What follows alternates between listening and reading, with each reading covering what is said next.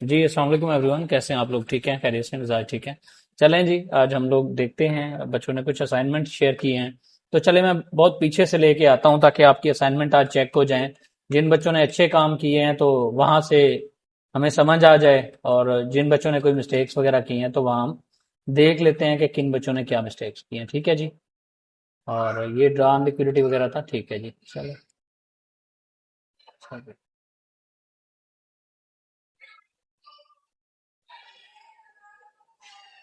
अच्छा जी, यहाँ पे हाँ, ये एक्यूमुलेशन मैनिपुलेशन हो गया। ठीक है जी।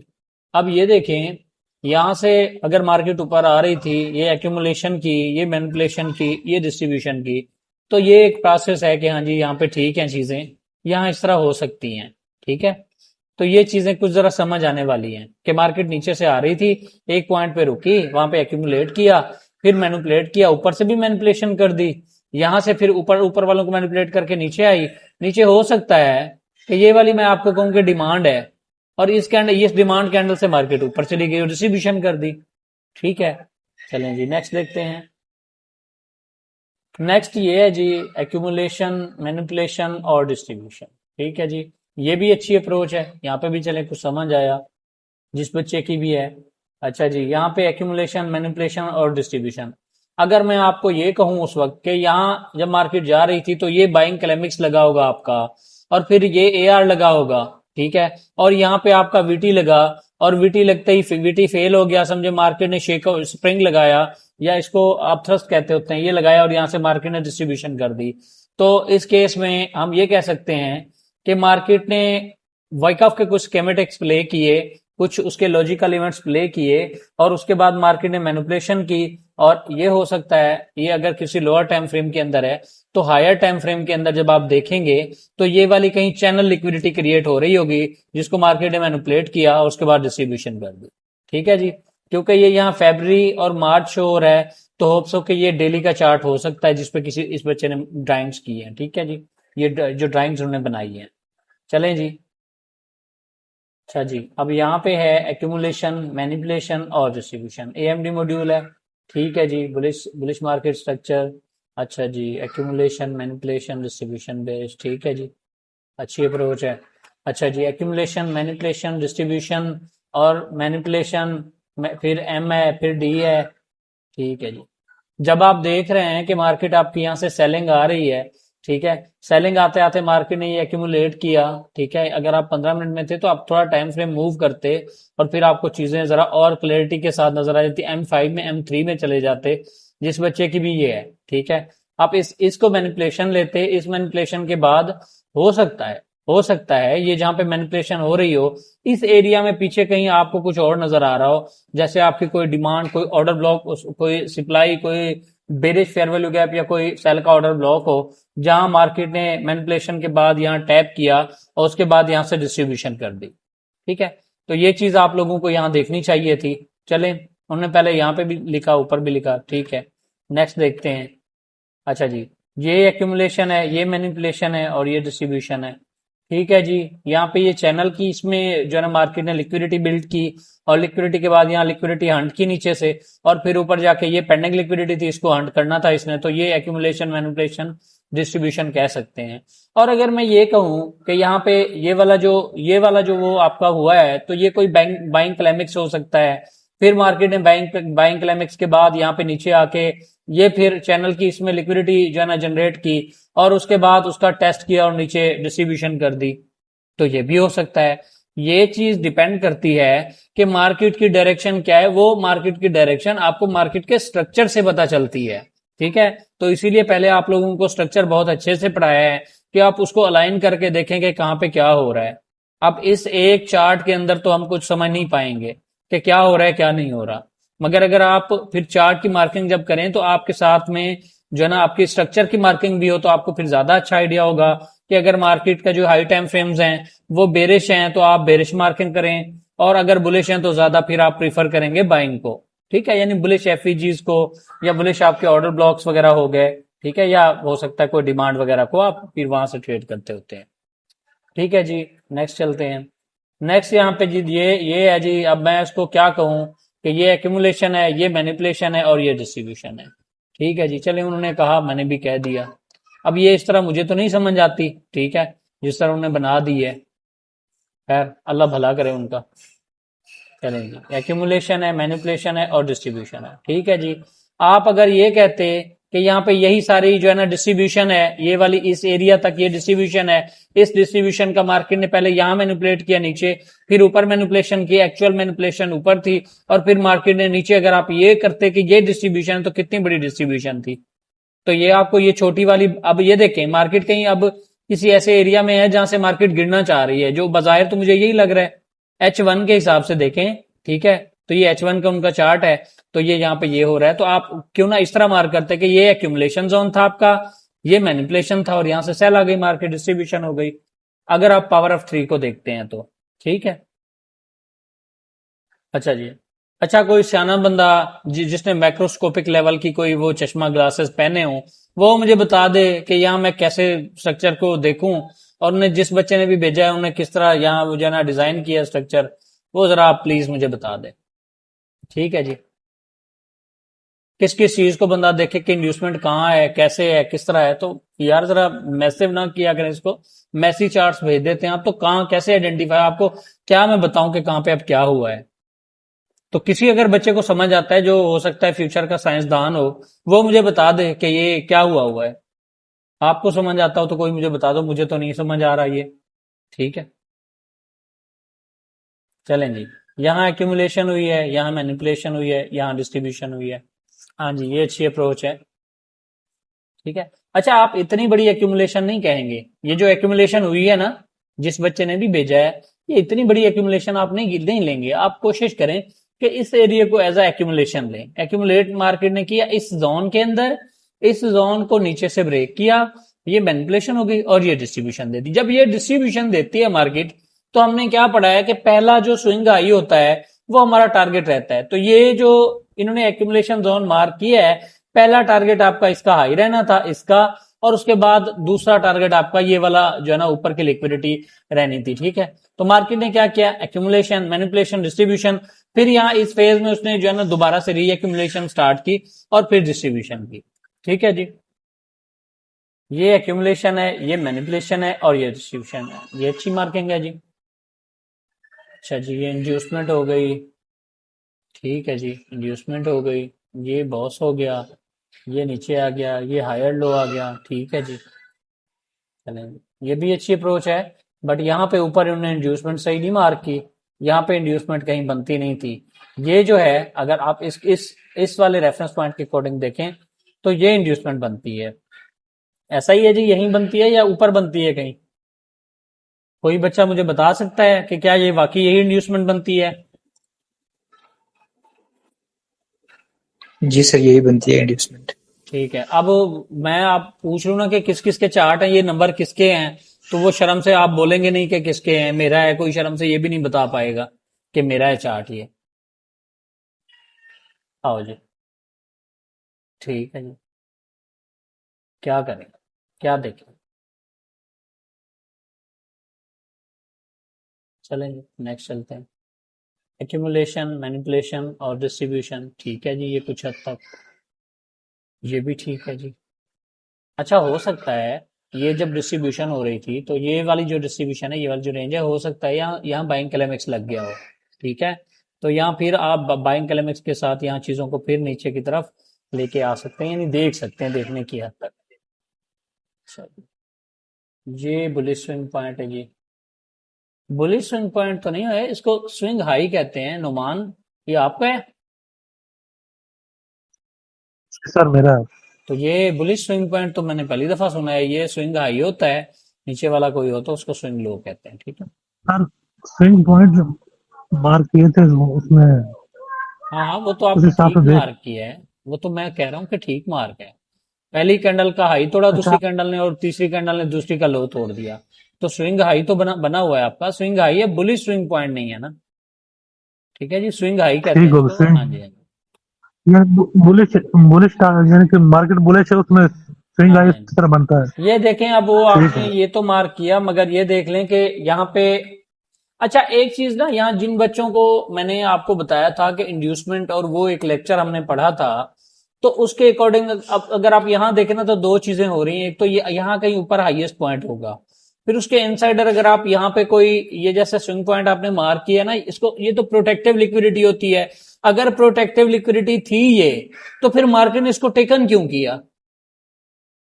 ठीक है, प्रोटेक्टिव लिक्विडिटी का तो ये मकसद है कि मार्केट इसको ना लेती, तो इसको मार्केट ने लिया है। तो स्विंग पॉइंट ऐसे एरिया को आप नहीं मार्क करते होते, आप देखते हैं कि लोएस्ट तरीन ऐसा ऐसा पॉइंट जहां से मार्केट गई और फिर वहां आने में बड़ी देर लगा दी हो। ठीक है, यानी ऐसा स्ट्रॉन्ग पॉइंट, ऐसी स्ट्रॉन्ग सपोर्ट या रेजिस्टेंस, या जिसको प्रोटेक्टिव लिक्विडिटी कहा जाता है, ये वो जगह होती है जिसको स्विंग पॉइंट कहते हैं। ठीक है, उसको आप आईसीटी के स्विंग जो है ना स्विंग पॉइंट के थ्रू इस तरह आइडेंटिफाई करते हैं। मगर इसको हमेशा जब आप स्ट्रक्चर के साथ अलाइन करके देखेंगे तो तब आपको ये वैलिड स्विंग हाई और स्विंग लोज मिलेंगे। इस तरह अगर आप हर पॉइंट को स्विंग हाई स्विंग लो लेंगे ना, तो वो फिर आपका जो है ना वो फिर अंडरस्टैंडिंग भी नहीं होगी और मार्केट ने फिर बेड़ा गर्क कर देना बगैर पूछे। ठीक है।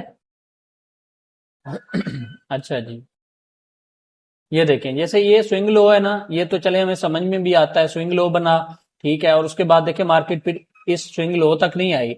यहाँ पे एक और चीज बन रही है, कोई मुझे बच्चा बताएगा इस एरिया में, इस पोर्शन में ऐसा क्या बन रहा है जो मार्केट की इंटेंशन चेंज करने का हमें इंडिकेशन दे रहा है? क्या है जी, कोई बच्चा बताए। BPR sir. बीपीआर बना हुआ है। देखिए ये कितनी प्यारी बात है कि जब भी मार्केट की इंटेंशन चेंज होने लगेगी तो सबसे पहले वो क्या करेगी, आपके जो फेयर वैल्यू गैप्स हैं उनको मार्केट क्या करेगी, उनको इन्वर्ट या कन्वर्ट करना स्टार्ट कर देगी। ठीक है, ये बीपीआर की जो है ना खासियत है, और यहां से आपको आइडिया होता है कि जी ये बीपीआर बना हुआ है। ठीक है जी, चलिए। अच्छा, ये बल्कि एक और चीज है, सॉरी मैं आपको बताना भूल गया, ऐसा पॉइंट जहां पे एक स्विंग पॉइंट बन रहा हो, एक स्विंग पॉइंट बन रहा हो ऐसे किसी पॉइंट पे जहां मार्केट सेल आ रही हो और सेल के फेयर वैल्यू गैप्स बना रही हो, फिर उसके बाद क्या करे, एक स्विंग पॉइंट बना दे, यानी प्रोटेक्टिव लिक्विडिटी बना दे। उस प्रोटेक्टिव लिक्विडिटी के साथ फेयर वैल्यू गैप अगर बना दे तो ये सिर्फ स्विंग लो, ये स्विंग लो और ये फेयर वैल्यू गैप जो बाई का, ये बहुत अच्छी आपकी इंडिकेशन है कि मार्केट की इंटेंशन चेंज हो गई है। मगर अगर पीछे कहीं सेल का भी फेयर वैल्यू गैप हो जिसको मार्केट इन्वर्ट कर दे या कन्वर्ट कर दे, तो ये बहुत अच्छी फिर आपकी वो होगी कि मार्केट ने एक तो सेल के फेयर वैल्यू गैप को फेल किया, एक नीचे स्विंग पॉइंट बनाया, स्विंग लो बनाया, और उसके बाद ये स्विंग लो जो है ये आपका प्रोटेक्टिव लिक्विडिटी है, ये बनाया। इसके बाद मार्केट ने क्या किया, आपके सेल के फेयर वैल्यू गैप को फेल करके उसके सामने ही बाई का फेयर वैल्यू गैप बना दिया। तो यहां से इस चीज की इंडिकेशन है कि मार्केट की इंटेंशन यहां से चेंज हो गई है। और जैसे हमने पढ़ा था कि जब भी मार्केट वापस आएगी तो एटलीस्ट अपने पहले इस लेग में जो पहला फेयर वैल्यू गैप होगा वहां से मार्केट मूव देगी। तो मार्केट ने पहले इस फेयर वैल्यू गैप से मूव दी हल्की सी, यहां भी बीपीआर बना हुआ था, फिर थोड़ी बहुत जो यहां लिक्विडिटी जनरेट की, इस लिक्विडिटी को लिया, इस आपके बीपीआर में टैप किया और फिर यहां से चली गई। अगर आप इस लो से इस हाई के दरमियान में देखें और आपने बाइंग करनी हो, अब आपको ये तो समझ आ गई चीजें कि ये आपके सेल के फेयर वैल्यू गैप बने हुए हैं, ये इन्वर्ट भी हो गए, ये स्विंग पॉइंट भी बन गया। तो इस लेग में अगर आपने बाइंग करनी हो तो कहां से बाइंग करेंगे आप? अगर इसका 50% एरिया भी निकालें तो जाहिर सी बात है अगर आप सेफ एंट्री करेंगे तो आप इसके 50% एरिया यानी गोल्डन जोन के नीचे से करेंगे। और अगर आप 7-9 वाले एरिया से कहीं फिबोनाची को आप यूज करते हो और आप वो करते हैं तो वो डिस्काउंटेड प्राइस से करेंगे आप। ठीक है, तो इसलिए होता है कि ये पहला ये जो एंट्री थी ये अग्रेसिव ट्रेडर्स की थी। मार्केट में जो अग्रेसिव एंट्री ली जिन बच्चों ने या जिन लोगों ने, मार्केट ने उनको ट्रैप किया, उनके एसएल हंट किए, यहां से फिर एक्चुअल मूव दे दिया, वो जैसे वो कहते हैं। अच्छा, एक बात और भी है, जिन बच्चों ने या जिन लोगों ने यहां से एंट्री ली हो, मैं बच्चों का वर्ड यूज कर रहा हूं सॉरी, जिन लोगों ने यहां से एंट्री की होगी उनका रिस्क रिवार्ड कितनी खतरनाक होगा। ठीक है, जिन्होंने यहां से एंट्री की होगी उनका एसएल कितनी रह गया होगा, इनके अकॉर्डिंग इनका एसएल कितनी बड़ा होगा, इनका एसएल छोटा हो जाएगा। क्यों? इन्होंने डिस्काउंटेड रेंज से बाइंग की है। समझ आ रही है? आज फिर हम चलें इस तरह करते हैं, प्रीमियम डिस्काउंटेड पढ़ लेते हैं। ये आपके जरा देख लूं मैं एक बार, कलमा पढ़ लेना आप सब लोग। अच्छा जी, बुलिश स्विंग पॉइंट है नुमान, ये बुलिश स्विंग पॉइंट नहीं है, ये स्विंग हाई है। ठीक है, अगर नुमान मैं आप लोगों को एक बात बताऊं, यहां पे एक बड़ी मजे की बात है, ये 3 पॉइंट्स हैं। ठीक है, ये क्या बना हुआ है? ठीक है, ये स्विंग पॉइंट बना हुआ है, स्विंग हाई बना, मार्केट ने फिर यहाँ पे क्या किया, फिर स्विंग हाई बना दिया, फिर क्या किया, फिर स्विंग हाई बना दिया। आप देखेंगे तो एटलीस्ट इसके इक्वल हाई है मार्केट, यानी इक्वल हाईज बनाए हैं, मगर जो पहला आप अपना हाईएस्ट स्विंग बनाया था उस स्विंग पॉइंट के ऊपर नहीं गई मार्केट, तो ये आपकी लिक्विडिटी प्रोटेक्टिव रही और ये मार्केट नीचे आ रही है आपकी। ठीक है, अच्छा जी, ये किसी बच्चे ने भेजी है जी, पावर ऑफ 3 AMD मॉड्यूल। ठीक है जी, चले माशाल्लाह, बड़ी अच्छी इनकी वो है। ठीक है जी, high close distribution, OLSC bullish candle, not क्या जी, स्पेस फॉर सेलर्स। अच्छा जी, चलें, लो एक्यूमुलेशन मैनिपुलेशन डिस्ट्रीब्यूशन। माशाल्लाह बड़ी अच्छी ड्राइंग बनाई है, और साथ में इन्होंने चार्ट्स और टाइम्स भी लिखे हैं कि किस टाइम फ्रेम में हमने कैसे इसको देखना होता है। ठीक है, बड़ा ज़बरदस्त है जी, माशाल्लाह एक्सीलेंट।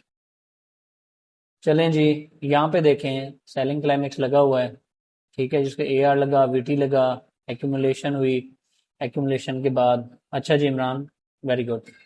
अच्छा जी, यहाँ एक्यूमुलेशन हुई, मैनिपुलेशन हुई। अब देखें यहाँ पे एक आपने मिस्टेक की है, जिस बच्चे ने भी यहाँ ये बनाया है ना, नहीं यहाँ पे मिस्टेक की। मिस्टेक क्या है कि जब ये AR लगता है ना, निगोशिएशन पहले भी हो रही होती है, बाद में भी हो सकती है। ठीक है, तो AR ये VT आपका जो लगा है, VT के बाद आप मोस्टली VT के बाद जो एक्यूमुलेशन होती है वो ज्यादा जो है ना प्रीफरेबल होती है, यानी ज्यादा वो स्ट्रांग समझी जाती है, क्योंकि वहां सप्लाई डिमांड का टेस्ट हो रहा होता है। ठीक है, उसके बाद मार्केट ने मैनिपुलेशन की और फिर ऊपर चली गई। अगर आप इस पॉइंट को कहीं देख लें, इस वाले पॉइंट को आप देख लें, तो ये आपको एक स्विंग पॉइंट बना हुआ नजर आ रहा है। ये देखें, स्विंग पॉइंट नजर आ रहा है जी, ये 3 कैंडल्स। ठीक है, पहली कैंडल ये ग्रीन कैंडल ने लो लिया, अगली रेड कैंडल ने उस ग्रीन कैंडल का हाई ले लिया। ठीक है, ये प्रोटेक्टिव लिक्विडिटी और स्विंग पॉइंट बन गया। यहां सेल के फेयर वैल्यू गैप्स बने, यहां बाई के फेयर वैल्यू गैप्स बने, और इन बाई के फेयर वैल्यू गैप्स ने क्या किया, ये इन्वर्जन क्रिएट कर दिया, BPR बन गया। यहां जो मैनिपुलेशन हुई है, ठीक है, इस मैनिपुलेशन में यहां ये आपके BPR जोन से मार्केट ऊपर चली गई, डिस्ट्रीब्यूशन कर दी। ठीक है जी, चलें, जिस बच्चे का नेट का इशू है तो वो दोबारा रिज्वाइन कर ले। ठीक है, अच्छा जी, दोबारा किसी बच्चे ने भेजी है जी, सेलिंग क्लाइमिक्स, ये BS है, अब ये AR है, ये VT है, ये मैंने यार मुझे नहीं समझ आ रही। ठीक है, अगर आप यहाँ BC लिखते तो वो BC हो सकता था, सेलिंग क्लाइमेक्स तो यहाँ नहीं कहेंगे, सेलिंग क्लाइमेक्स इस जगह पे कहीं आपको नजर आना चाहिए। ये जो ड्रॉप्स आए हैं ना, इनमें आपको इस जगह पे सेलिंग क्लाइमेक्स नजर आना चाहिए। ठीक है जी, अच्छा जी, VC है, AR है, VT है, VT फेल हुआ, मार्केट ने एक्यूमुलेशन की, मैनिपुलेशन की, और फिर डिस्ट्रीब्यूशन। चलेंगे, assignment of Wyckoff theory, selling climax, automatic rally, VT, spring, distribution. ये भी एक अच्छी एग्जांपल है जी। अच्छा, पहले किसी को समझ नहीं आती थी, लोग बच्चे शर्माते थे कि हम तो ये लिख के भेजेंगे तो बड़ा मसला होगा। तो अब वो मैंने देखा है कि काफी सारे बच्चे नोट्स बना के भेजते हैं, तो अच्छी अप्रोच है ये भी, पहले आपको समझ तो आए चीजें। ठीक है जी, ये automatic rally, selling climax, AR, VT, negotiation test, फिर सेलिंग क्लाइमेक्स, एसओ लिखते आप शेकआउट है ये, तो फिर नेगोशिएशन के बाद ये एक्यूमुलेशन, मैनिपुलेशन और डिस्ट्रीब्यूशन। ठीक है जी, ये भी अच्छा है, सेलिंग क्लाइमेक्स लगा। ठीक है जी, उसके बाद AR, VT, फिर एक्यूमुलेशन, मैनिपुलेशन और डिस्ट्रीब्यूशन। ठीक है जी, सेलिंग क्लाइमेक्स लगा, AR लगा, VT नेगोशिएशन, ये मैनिपुलेशन और ये डिस्ट्रीब्यूशन। ये एक अच्छी अप्रोच है, अच्छी अंडरस्टैंडिंग है। ठीक है जी, BOS, equal highs, BOS BOS, selling climax, AR, VT, फिर उसके बाद चौक, इक्वल लोज, चौक, मैनिपुलेशन, और पता नहीं क्या क्या ब्ला ब्ला। ठीक है, ये भी अच्छी अप्रोच है, हमने साथ में स्ट्रक्चर को ऐड किया है, तो ये बहुत अच्छी अप्रोच है। स्ट्रक्चर को आप अलाइन करें ना, तो फिर बड़ी चीजें आपको अंडरस्टैंड होती हैं। ठीक है, ये जैसे उन्होंने यहाँ पे चौक की इंडिकेशन ली या चौक लिया, तो यहाँ पे कहीं चौक के बाद उसके रिटेस्ट से एंट्री लेते होते हैं हमेशा। ठीक है, इसको चौक नहीं कहते, अगर तो आपने वैसे देखा है तो ठीक है, नहीं तो यहाँ MSS होता है, जिसका आपके जो SMC वाला स्ट्रक्चर है ना, उससे कोई ताल्लुक नहीं होता। ठीक है, उसको मार्केट स्ट्रक्चर शिफ्ट कहते हैं, और वो उसी लेग के अकॉर्डिंग, जो सेलिंग क्लाइमेक्स वाली लेग है ना, या जो यहाँ पे स्ट्रक्चर बना होता है, इसके अकॉर्डिंग हम उसको लेते हैं। एसएमसी वाला जो मार्केट स्ट्रक्चर पढ़ाया है उसके अकॉर्डिंग वो नहीं होता, वो सिर्फ एंट्री मॉड्यूल के लिए यूज होता है, वो मैं आपको पढ़ाऊंगा आगे। अच्छा जी, सेलिंग क्लाइमेक्स, AR, VT, फिर एक्यूमुलेशन, चेकआउट, ये ठीक है जी, ये भी ठीक है। मगर अगर ये डिस्ट्रीब्यूशन हुई है, ये आपने लिखा H1 के हिसाब से है, आप लोअर टाइम फ्रेम में करते तो ये क्लियर आपके पास कोई चीजें निकल आती। ठीक है, तो हो सकता है यहाँ कहीं बाइंग क्लाइमेक्स लगा हो, फिर ये VT हुआ हो, ये AR लगा हो, ये एक्यूमुलेशन, ये मैनिपुलेशन, और ये डिस्ट्रीब्यूशन हो गई हो, जिसको आप अब ये देखें। ये मैं क्यों कह रहा हूँ यहाँ पे, क्योंकि आपकी अप्रोच क्या है, मार्केट यहाँ नीचे आ रही है, ठीक है, सेल में आ रही है, और मैंने काफी दफा बताया है कि आप गोल्ड की मार्किंग ना किया करो। ठीक है, गोल्ड का आप लोगों को बड़ा शौक चढ़ जाता है, गोल्ड की मार्किंग ना किया करो आप।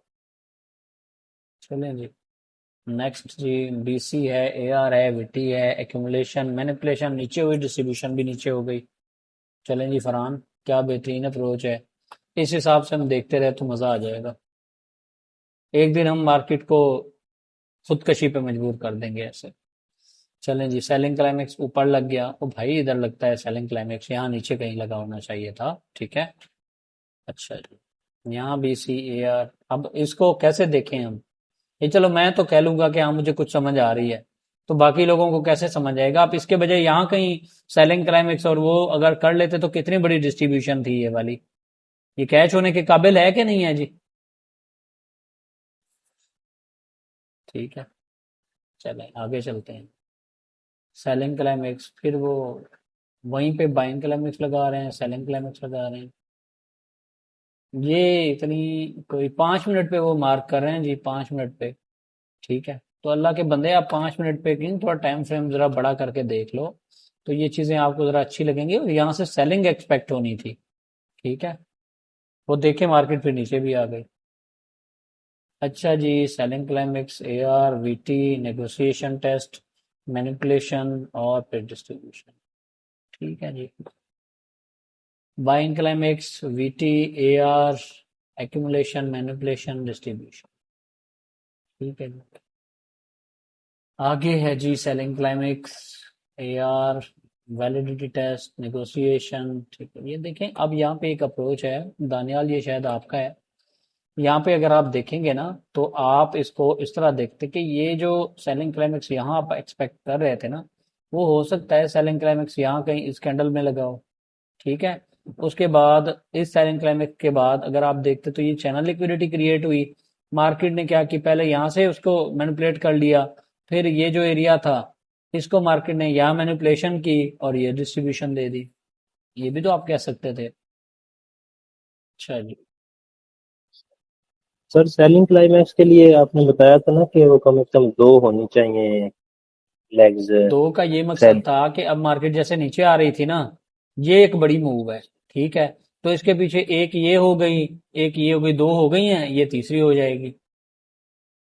इसको भी तो ले सकते थे सेलिंग ऊपर की। क्लाइमैक्स तो हम फिर इस तरह कह सकते हैं कि जो लोएस्ट 3 पॉइंट होगा लोएस्ट पीछे 3 वाली मूव। पॉइंट को अगर आप सेलिंग क्लाइमेक्स लेंगे ना, तो उसके पीछे मार्केट की इंटेंशन सेल की होनी चाहिए, यानी कम से कम 2 मूव उसके पीछे होने चाहिए। ऐसा नहीं कि आप इधर से शुरू कर दो, अगर यहाँ सेलिंग क्लाइमेक्स लगा है तो आप इसके पीछे देखेंगे 2 मूव। ठीक है, कम से कम 2 ड्रॉप होने चाहिए। ठीक है जी, सर अगर हम इसको सेलिंग क्लाइमैक्स लेंगे तो फिर वो AR और VT इधर किस तरह से बनाएंगे, वो जरा थोड़ा बताएं। यहाँ पे मैंने, हाँ जी।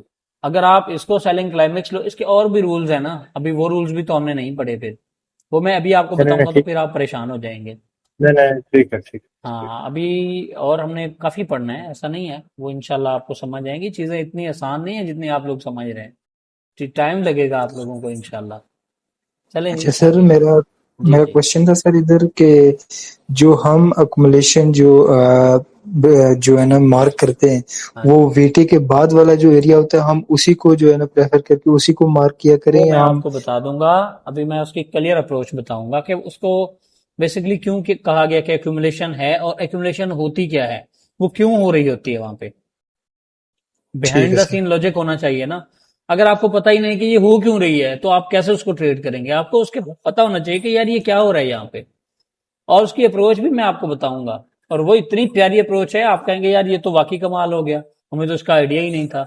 वो फिर आप जब आप सप्लाई डिमांड पढ़ेंगे तो तब आपको समझ आएगी चीजें, ठीक है। अच्छा जी, ये फिर उन्होंने दोबारा भेजे हैं। चलें जी, एक्यूमुलेशन इतनी बड़ी है, मैनिपुलेशन छोटी है, फिर डिस्ट्रीब्यूशन छोटी है। हमेशा एक्यूमुलेशन छोटी होती है, मैनिपुलेशन उससे भी छोटी होती है, डिस्ट्रीब्यूशन उन दोनों से बड़ी होती है। चलें जी, ये भी उनका ही है। चलें जी, अच्छा जी, यहाँ तक अभी किसी बच्चे का कोई क्वेश्चन हो तो आप मुझसे पूछ सकते हैं, अदरवाइज हम डिस्कशन सेशन को ही कंटिन्यू करते हैं, ठीक है। अस्सलाम वालेकुम सर। वालेकुम सलाम जी इब्राहिम। सर क्या हाल है, ठीक है? जी अल्हम्दुलिल्लाह, आप सुनाए, ठीक अच्छा है। सर, कल के शायद परसों आप लेक्चर दे रहे थे, मेरी इमरजेंसी हो गई जी, मैं निकल गया था, मेरे पास अभी भी क्वेश्चन नोट था, मैंने पूछना था वो आपसे। जी जी पूछे। आपने उधर बात की थी कि समटाइम्स वीटी जो होता है वो एकमुलेशन के बाद लगता है जब स्प्रिंग होता है, हाँ जी, तो उस सूरत में वीटी और स्प्रिंग दोनों एक ही मतलब पॉइंट को कंसिडर करेंगे या वो दोनों अलग अलग ही होंगे? चलिए हम दोबारा उसको अब रिफाइन कर लेते हैं, क्योंकि अब आप लोगों के क्वेश्चन आने लग गए हैं, तो मुझे लगता है कि हमें दोबारा उसको पढ़ना चाहिए।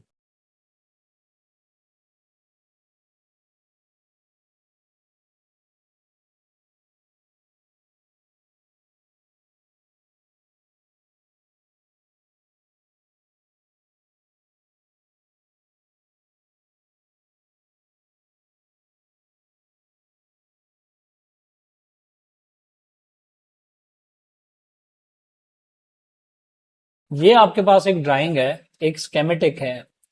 अब जो हमने पिछले दिनों पढ़ा था, क्या उस हिसाब से कुछ आप लोगों को समझ आ रही है यहाँ चीजें कि ये क्या बनाया है मैंने?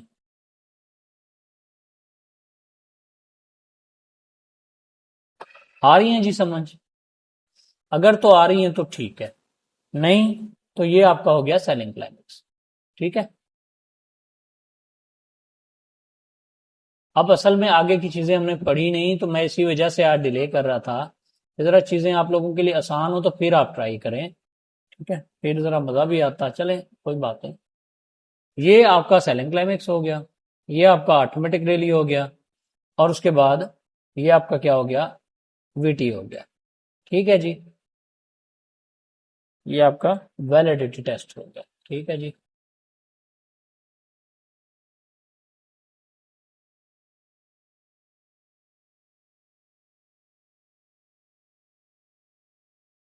अच्छा जी, उसके बाद हमने पढ़ा था कि मार्केट एक रेंज बनाएगी, ठीक है, जिसको क्या कहा था हमने जी, ये कौन सा पॉइंट था आपका,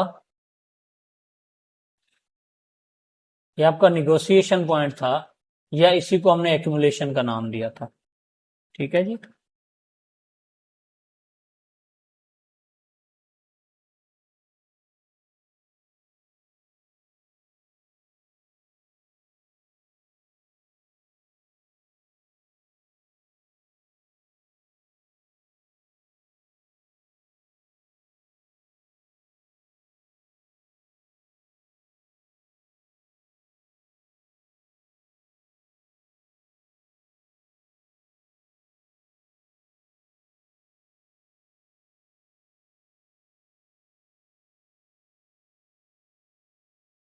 आवाज आ रही है?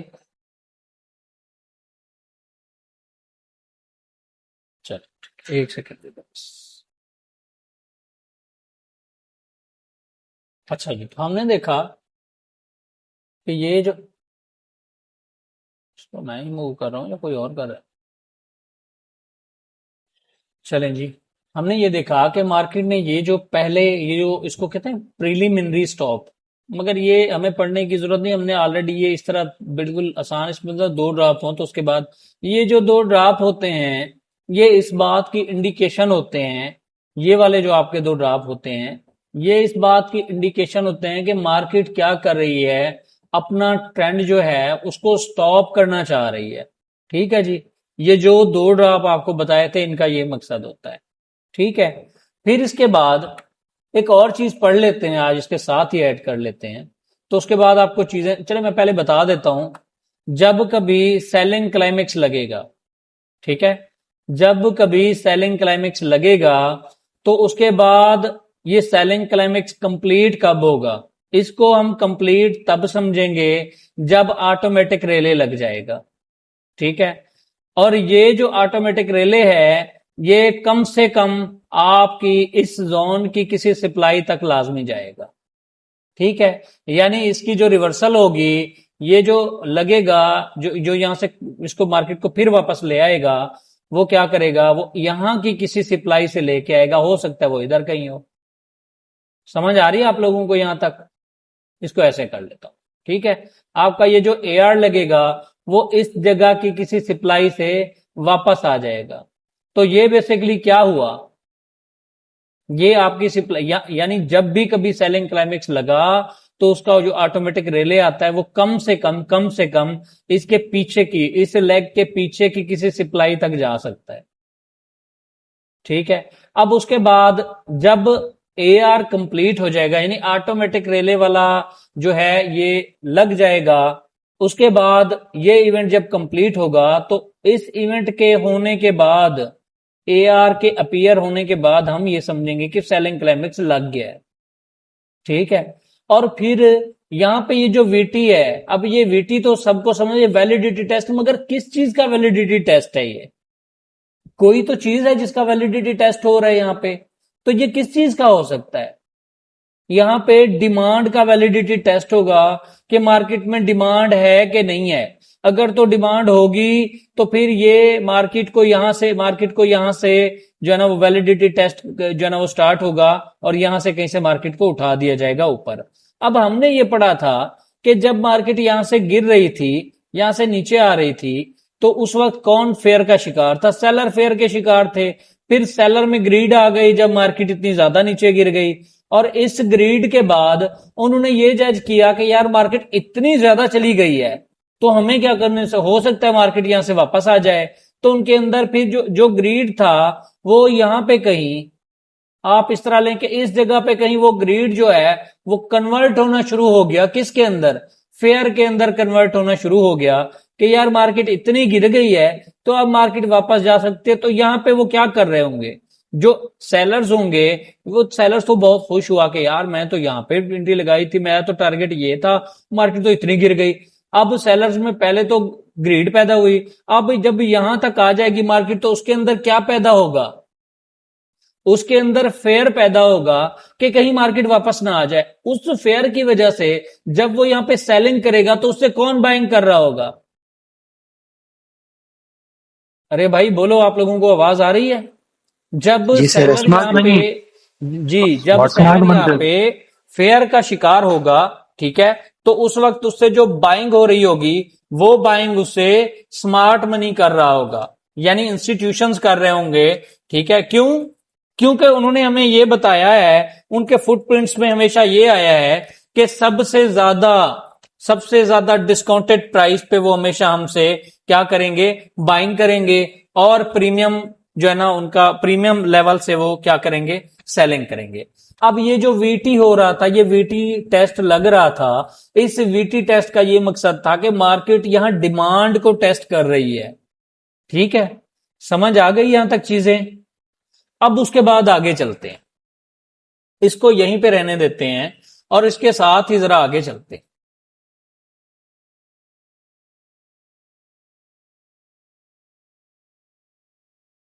ये एक जोन है, एक जोन मैं आपके सामने ड्रा कर रहा हूं। ठीक है, बल्कि ड्रा भी इस तरह करता हूं कि इसकी लाइंस वगैरह बाहर वाली आ जाएं। ठीक है, और इनसाइडर जो है ये तो बेशक ऐसे भी रहता कोई, ठीक है, ऐसे। ये एक जोन है, हमने एक जोन, सर रिचर्ड वाइकफ ने एक जो है ना वो लॉ पढ़ाया था, वो क्या था? Law of supply and demand. ठीक है, law of supply and demand. अब आप लोगों ने इसको सुना तो बहुत होगा, ठीक है, सॉरी,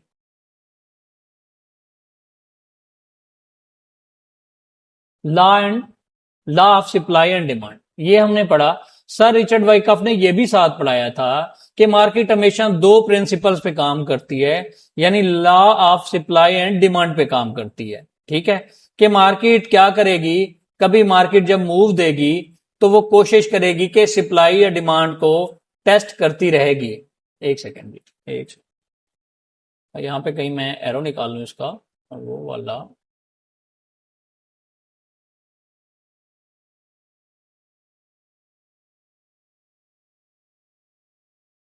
ठीक है जी।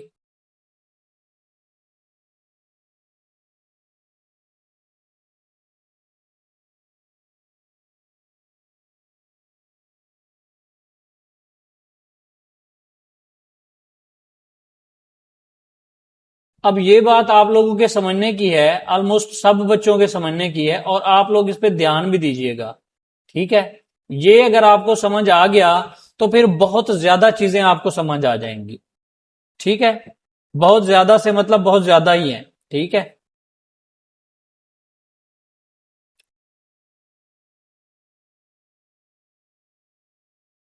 अब अगर आप इधर देखें तो ये जो मैं बना रहा हूं ये क्या है, ये मैं आपको बना के दिखा देता हूं।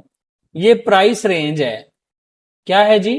एक कैंडल है या किसी कैंडल की प्राइस रेंज है ये। ठीक है, एक से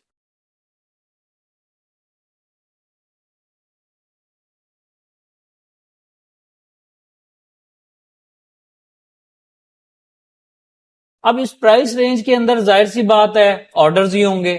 ठीक है, और अगर इसके अंदर ऑर्डर हैं, इसके अंदर अगर ऑर्डर हैं तो फिर इसको तो शो करना चाहिए कि किस चीज के ऑर्डर है। ये तो मैंने बाई की आपको बना दी है ऐसे। ठीक है, और आप इसको इस तरह भी ले लें ऐसे। ठीक है जी, लॉ ऑफ सप्लाई डिमांड का ये मकसद है, ठीक है, कि जब कभी मार्केट में सप्लाई होगी, सप्लाई होने का मकसद क्या है कि डिमांड नहीं होगी, और अगर डिमांड होगी तो उसका क्या मतलब होगा कि सप्लाई की शॉर्टेज है। ऐसा ही है जी। और ये जो law of supply and demand है ये आपको बताता है कि मार्केट की अगली डायरेक्शन, अगला मूवमेंट जो है वो किस तरफ जा सकता है। फॉर एग्जाम्पल हमने एक चीज और देखी यहां पे, मार्केट कभी भी, या जो स्मार्ट मनी है वो कभी भी एक ही जगह पे अपने ऑर्डर प्लेस नहीं करते। ये तो हमने पढ़ा हुआ है। ठीक है, अब आप कहेंगे कि ये जरा नई चीज आ गई है, तो आप परेशान ना होइएगा, ये इतनी नई चीज नहीं है जितनी कि आपको परेशान होना पड़े। ठीक है, ये बिल्कुल इजी चीज है और बिल्कुल इजी टू अंडरस्टैंड है, आपको इंशाल्लाह समझ भी आएगी। एक सेकंड दे दे मुझे।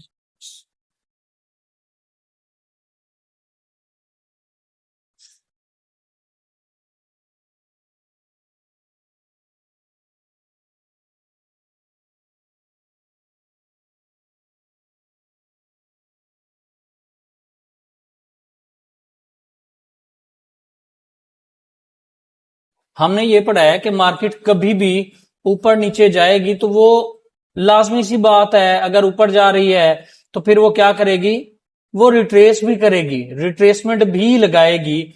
और जब वो रिट्रेस कर रही होगी, ठीक है, जब वो रिट्रेस करेगी, मैं यहां आपको कुछ चीजें आज क्लियर कर देता हूं ताकि आप लोगों की परेशानी जो है वो कम हो जाए, आप लोगों को चीजें समझ आना स्टार्ट हो जाएं कि मार्केट की असल में काम किस तरह है और किस तरह से ये हमें मैनिपुलेट करती है, किस तरह से वर्क करती है, वो सारी की सारी। और अगर ये सप्लाई डिमांड ही है, ये सप्लाई डिमांड के अकॉर्डिंग ये आप चीजें देख रहे हैं कि यहाँ पे अगर स्मार्ट मनी ने बाइंग करनी है तो हमने क्या पढ़ा था कि बाइंग के लिए उनको बाई ऑर्डर चाहिए है। और आप ये देखें तो ये पीछे क्या है, ये डिस्प्लेसमेंट है, प्राइस डिस्प्लेसमेंट है। यहाँ पे ये शो करती है कि यहाँ नीचे कोई प्राइस ने जो है वो पेंडिंग ऑर्डर यानी एग्रेसिवली ऊपर गई और कोई पेंडिंग ऑर्डर छोड़े होंगे। तो जब भी स्मार्ट मनी यहां से बाइंग करेगी तो वो क्या करेगी, वो इस एरिया में कहीं उन्होंने अपने पेंडिंग ऑर्डर छोड़े होंगे। फॉर एग्जाम्पल यहाँ पे अगर 100 ऑर्डर हैं, ठीक है, तो फिर दूसरी कैंडल के अंदर जो दूसरा पॉइंट होगा यहाँ पे 200 ऑर्डर हो सकते हैं। ठीक है, और उसके बाद अगर कोई तीसरा पॉइंट होगा इसके बाद, ठीक है, एक सेकेंड, अगर कोई तीसरा पॉइंट हुआ तो हो सकता है यहाँ पे 500 ऑर्डर हो। ठीक है, और हो सकता है इसके बाद भी अगर कोई चौथा पॉइंट हुआ तो उसके अंदर क्या हो सकता है, एक सेकंड, ये उसके अंदर हो सकता है मैक्सिमम ऑर्डर उनके यहां पड़े हो, 1000 ऑर्डर पड़े हो। कह सकते हैं जी कि मार्केट जब भी, जी सर।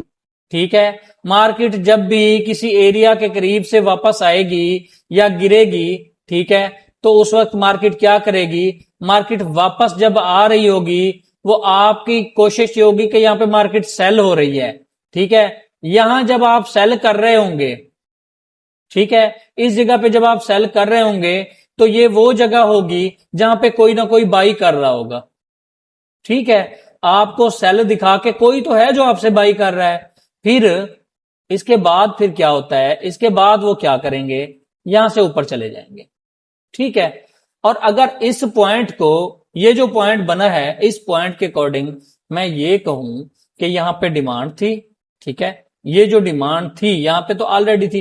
फिर ये जो आप ये रेड कैंडल्स देख रहे हैं, जब मार्केट नीचे आ रही थी तो ये बेसिकली आपके लिए तो ये सेलिंग थी, मगर मैं इसको ये कह सकता हूं कि यहां पे स्मार्ट मनी बाइंग कर रही थी, उनके ऑर्डर फिल हो रहे थे। क्या हम कह सकते हैं ये?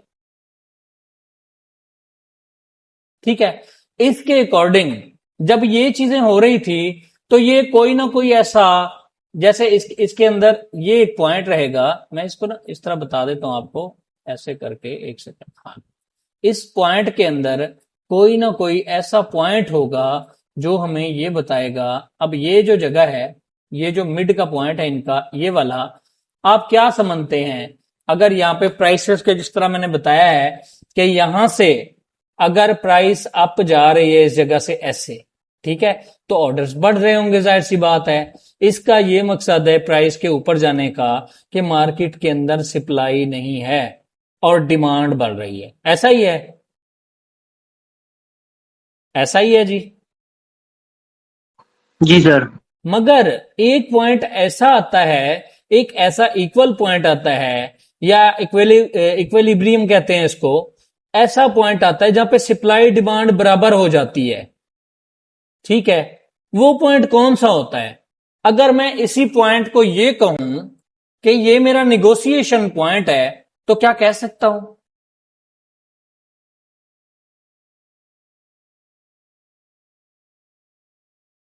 अरे भाई कह दो, बता दो, कह सकता हूं कि नहीं कह सकता? कह सकते हैं सर। सॉरी, ये जरा गलत हो गया।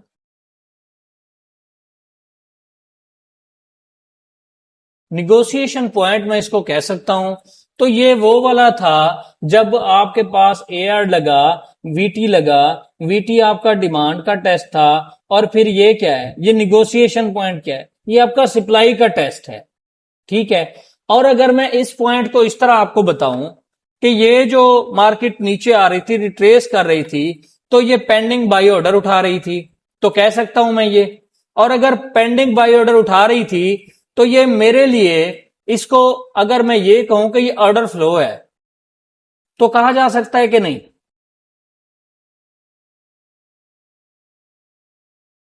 अगर ये ऑर्डर फ्लो है, जिस तरह मैं आपको बता रहा हूं, तो इस ऑर्डर फ्लो के अंदर, किसी रिट्रेसमेंट के अंदर, मार्केट जब एक ट्रेंड में हो और जब मार्केट रिट्रेस करने लगे, तो वो एक ऑर्डर फ्लो होता है। क्यों? क्योंकि स्मार्ट मनी ने अपने ऑर्डर्स एक फ्लो में लगा रखे होते हैं, यानी किसी एक पॉइंट पे नहीं होते, पहले थोड़े, फिर उससे ज्यादा, फिर उससे ज्यादा, फिर फाइनली एक ऐसा पॉइंट आता है जिसपे बहुत ज्यादा ऑर्डर पड़े होते हैं। ठीक है, ये जो पॉइंट होता है, ये जो आपका आखिरी पॉइंट होगा, ठीक है, बेसिकली तो ये आपको सेल की कैंडल नजर आ रही है। ठीक है, और अगर मैं इसको ये कहूं कि ये मेरा ऑर्डर ब्लॉक है, तो मैं कह सकता हूं किसी भी मार्केट जब मूव कर रही हो, तो किसी भी एक ऐसे एरिया में जब मार्केट रिट्रेस करे, तो रिट्रेसमेंट में जब मार्केट रिट्रेस कर रही होती है, हम ये समझ रहे होते हैं कि यहां पे क्या हो रहा है, यहां पे सेलिंग हो रही है, मगर एक्चुअली मार्केट वहां पे डिमांड ऐड कर रही होती है और अपने पेंडिंग ऑर्डर्स को उठा रही होती है। फिर उसमें एक ऐसा पॉइंट आता है, एक ऐसी कैंडल आती है जो उस ऑर्डर फ्लो की सबसे आखिरी या लोएस्ट तरीन कैंडल होगी, वो हमारा क्या होगा, वो हमारा ऑर्डर ब्लॉक होगा। और इस ऑर्डर ब्लॉक में बाकी जगहों से ज्यादा कहीं ऑर्डर पड़े होंगे, इसीलिए इसको ऑर्डर ब्लॉक कहते हैं। ठीक है, इस ऑर्डर ब्लॉक से वो अपने ऑर्डर उठाएंगे और मार्केट अपने असल डायरेक्शन की तरफ चल पड़ेगी। क्या यहां तक क्लियर है आप लोग? ये जो law of supply and demand है, इसका मैं आपको ऐसे समझा देता हूं। अब मैं यहां पे इसका ना एक टेस्ट ले लेते हैं। ठीक है, यहां पे शॉप्स हैं, ठीक है, शॉप ए, और फिर इसके साथ एक और शॉप है जो कि किस नाम से, शॉप बी के नाम से, एक सेकंड सॉरी, ठीक है जी, ये है शॉप बी। अगर इस शॉप वाले के पास, ठीक है, इस शॉप वाले के पास कोई एक ऐसा आइटम है, कोई एक ऐसी प्रोडक्ट है, जैसा कि हम एग्जांपल ले लें, फॉर एग्जांपल किस चीज की एग्जांपल ले सकते हैं, किसी फ्रूट की ले लेते हैं, एप्पल्स कह लेते हैं, एप्पल्स हैं इसके पास, ठीक है, और इसके पास कितने एप्पल्स हैं, इसके पास 20 एप्पल्स है, ठीक है जी, और एक एप्पल की जो प्राइस है उसकी क्या है, वो समझे $1 है, ठीक है। और फिर इसी तरह शॉप 2 वाले के पास, जो शॉप 2 है, शॉप बी है, एक सेकंड,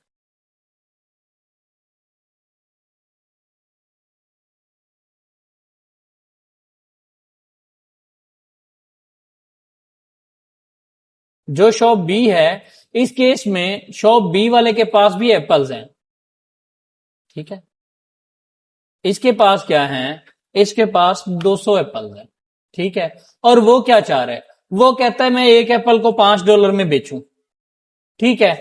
तो इन शॉप, ये जो दो शॉप वाले हैं, ये फिर कोई ना कोई ऐसी मार्केटिंग ट्रिक जो है वो लगाएंगे, कोई ना कोई मार्केटिंग स्ट्रेटजी वो ऐड करेंगे, ताकि जिससे उनका ये इशू रिजोल्व हो, और ये जो है वो ये कहे कि मैं $5 में बेच डालूं तो वो $5 में बेच सके।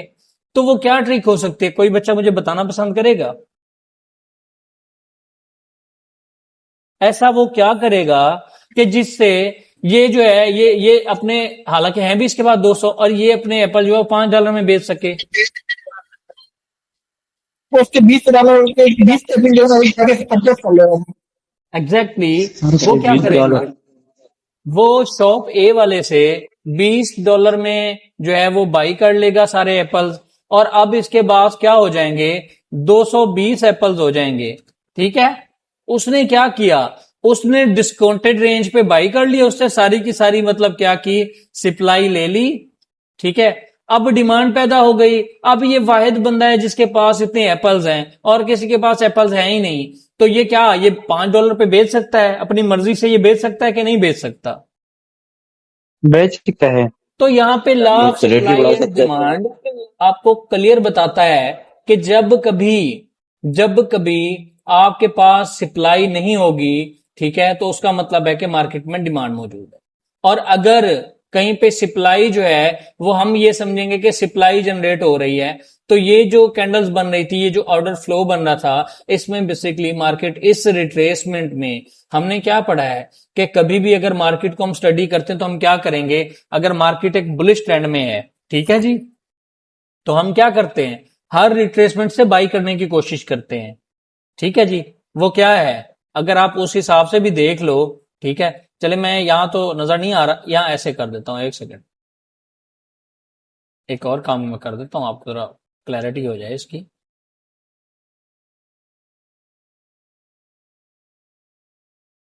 Sorry,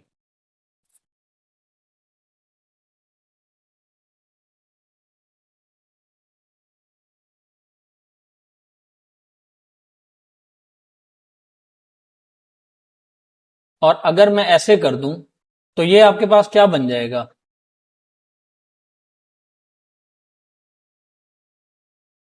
BC। अरे भाई बीसी नहीं, ये फेयर वैल्यू गैप बन जाएगा यार, बीसी भी कह सकते हैं, मगर बेसिकली फेयर वैल्यू गैप बनेगा।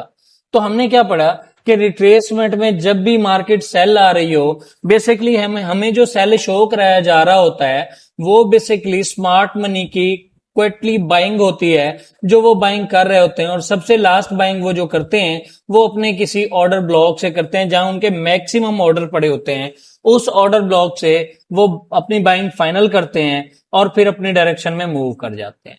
तो law of supply and demand का ये जो निगोशिएशन पॉइंट का हमने, जहां पे सप्लाई और डिमांड बराबर हो जाएगी, ठीक है, क्या होगा, सप्लाई एंड डिमांड। अब जैसे यहां पे जब मार्केट नीचे आ रही थी, ठीक है, तो इसके नीचे आते हुए क्या हो रहा था, हम तो ये समझ रहे थे कि सेलिंग हो रही है। सेलिंग होने का क्या मकसद है, अगर यहां कोई सेल कर रहा है तो उसका क्या मकसद है? कोई तो है जो बाई कर रहा है। तो हम क्या समझ सकते हैं कि जब कभी सेलिंग हो रही है, इस तरह की रिट्रेसमेंट हो रही है, हम ये समझेंगे कि यहां पे डिमांड ऐड हो रही है। ऐसा ही है कि नहीं है जी? जी सर, ऐसा तो ही है। यहां पे हमने देखा कि डिमांड ऐड हुई, वो ऑर्डर ब्लॉक बना, मार्केट ने मैक्स ऑर्डर लिए और फिर वहां से मूव कर गई। ठीक है, हो सकता है, हो सकता है ये जो ऑर्डर उनका था, ये जो ऑर्डर फ्लो था, इसके अंदर कुछ ऐसे ऑर्डर भी हों जो पेंडिंग रह गए हों। ऐसा भी तो हो सकता है ना कि कुछ ऑर्डर जो हैं वो पेंडिंग रह गए और फिर मार्केट क्या करे, फिर वापस आके इसमें टैप करेगी तो यहां से फिर वापस चली जाएगी। एक सिनेरियो ये हो सकता है। दूसरा सिनेरियो ये भी हो सकता है कि मार्केट क्या करे, एक सेकेंड जी, हो सकता है दूसरा सिनेरियो भी मार्केट का यही हो, मगर मार्केट उसमें क्या करे, आपके इस फेयर वैल्यू गैप से कहीं चली जाए, इस फेयर वैल्यू गैप से, यानी पहले वाले पॉइंट से कहीं थोड़ी सी नीचे आ जाए। ठीक है, एक सेकेंड, इसको मैं रेड कर देता हूं ताकि आप लोगों को आसानी हो अंडरस्टैंडिंग के लिए। फिर तीसरा सिनेरियो इसका क्या हो सकता है? तीसरा सिनेरियो भी कुछ इसी तरह हो सकता है और वो हो सकता है मार्केट ऑर्डर ब्लॉक में आ जाए। ठीक है जी, हो सकता है कि नहीं हो सकता जी? चलो इसको मैं ब्लैक कर देता हूं, जरा ये फिर सही नहीं नजर आ रहा। देखें, हो सकता है वो आपके इस ऑर्डर ब्लॉक में टैप करे और चली जाए। ऐसी चीजें पॉसिबल है ना जी? तो ये जब ऑर्डर फ्लो में मार्केट टैप करेगी तो यहाँ फेयर वैल्यू गैप्स भी होंगे, बीपीआरस भी होंगे और ऑर्डर ब्लॉक भी होगा। तो डिस्काउंटेड रेंज में जो बंदा डिस्काउंटेड रेंज में बाई करना चाह रहा होगा वो इस ऑर्डर ब्लॉक से बाई करेगा। जो कहीं अग्रेसिव होगा वो इस फेयर वैल्यू गैप से बाई कर रहा होगा। जो ज्यादा अग्रेसिव होगा वो यहाँ ऊपर आपका जो ये ऑर्डर फ्लो है उसके टैप से यहां से कहीं बाई कर रहा होगा। तो जिसने यहां से बाई किया उसका यहां एसएल लग गया, जिसने यहां से बाई किया उसका यहां एसएल लग गया, और जिसने यहां से बाई किया हो सकता है उसको अच्छी मूव, उसका रिस्क रिवार्ड जो है वो फिर अच्छा हो जाएगा। ठीक है, अगर मैं इसको इस तरह कहूं, ये देखें कि एक एक ट्रेडर यहां से बाई करता है। ठीक है, एक ट्रेडर ने यहां से बाई किया तो उसका रिस्क रिवार्ड क्या हो सकता है? ठीक है, दूसरा ट्रेडर क्या करता है, वो आपके इस वाले ऑर्डर इसके फेयर वैल्यू गैप से ही जो है ना वो करता है बाइंग। तो उसका अब उसका भी देख लेते हैं, उसका भी जाहिर सी बात है इसके नीचे ही एसएल रहेगा। ठीक है, अब यहां देख लेते हैं, ये देखें उसका रिस्क रिवार्ड क्या रहा और इस ये पहले वाले का क्या रहा, ये देख लें, ये फर्क देख लें। और उसके बाद एक तीसरा है, ठीक है, जिसने यहां ऑर्डर फ्लो से बाइंग कर ली। टारगेट उन सबका एक ही है कि मार्केट क्योंकि बाई में है तो उनका टारगेट ये है कि यार मार्केट क्या करे, हमारे एक्सट्रीम लेवल को जाके टैप करे। और अब उसका अगर आप देखें तो फिर आपको समझ आ जाएगा कि किस ट्रेडर का रिस्क रिवार्ड सबसे अच्छा था। ठीक है जी, ये देखिए, अब समझ आ रही हैं चीजें आपको? ये अग्रेसिव ट्रेडर की निशानी है, ये वो थोड़ा सा जो कहता है कि जी चलिए यार नीचे आ जाए, थोड़ा रिटेस्ट पे मैं ट्रेड करूंगा, ये उस रिटेस्ट वाले की हालत है। और ये डिसिप्लिन ट्रेडर है जो कहता है कि चाहे कुछ भी हो जाए, ठीक है, मैं अपने रूल को भी फॉलो करूंगा और मार्केट मेरी इसमें आएगी तो फिर ही मैं बाइंग करूंगा। ठीक है, ये उस ट्रेडर की इंटेंशन है और उसका रिस्क रिवार्ड आप खुद देख सकते हैं। चलें, हमारा मकसद ये नहीं था, हमारा मकसद था निगोशिएशन पॉइंट को लेना। तो हमने ये जाना कि निगोशिएशन पॉइंट जो है वो ऐसा पॉइंट होगा जहां पे सप्लाई एंड डिमांड बराबर हो जाएगी। क्या हो जाएगी? बराबर हो जाएगी। तो ये आपका निगोशिएशन पॉइंट है जहां पे सप्लाई एंड डिमांड का टेस्ट हो रहा होता है। ठीक है, सॉरी, यहां पे क्या हो रहा है? सप्लाई का टेस्ट हो रहा होता है, डिमांड का टेस्ट आपका वीटी में होता है। और ये निगोशिएशन पॉइंट आपकी जो एक्यूमुलेशन है यहां पे आपका डिमांड सप्लाई का टेस्ट होता है। इसमें ये जो शेक आउट लगाया जाता है ये इसलिए लगाया जाता है, ये इस बात को जांचने के लिए लगाया जाता है कि क्या आया मार्केट में कोई सप्लाई बाकी तो नहीं रह गई। अब कोई सप्लाई बाकी रहने का मकसद हमने ऊपर क्या पढ़ा है? वो कोई सप्लाई बाकी रहने का ये मकसद है कि वो क्या करते हैं, इसको इतनी अग्रेसिवली ड्रॉप देंगे, इसको इतनी अग्रेसिवली ड्रॉप देंगे कि अपने बाकी ऑर्डर यानी सबसे ज्यादा बेहतरीन और डिस्काउंटेड रेंज पे वो यहां से बाइंग कर लेंगे। फिर समझ आ रही हैं आपको चीजें? होप सो आप लोगों को इन सब चीजों की इंटेंशन का आइडिया हो गया होगा कि इनकी इंटेंशन क्या है, ये किस तरह लगती हैं, और बेसिकली जो वाइकॉफ की स्कीमेटिक्स हैं वो क्यों बनती हैं, उनके पीछे बिहाइंड द सीन लॉजिक क्या होता है। यहां तक मैं उम्मीद करता हूं कि आप सब बच्चों को समझ आ गया होगा। क्या समझ आ गया है जी?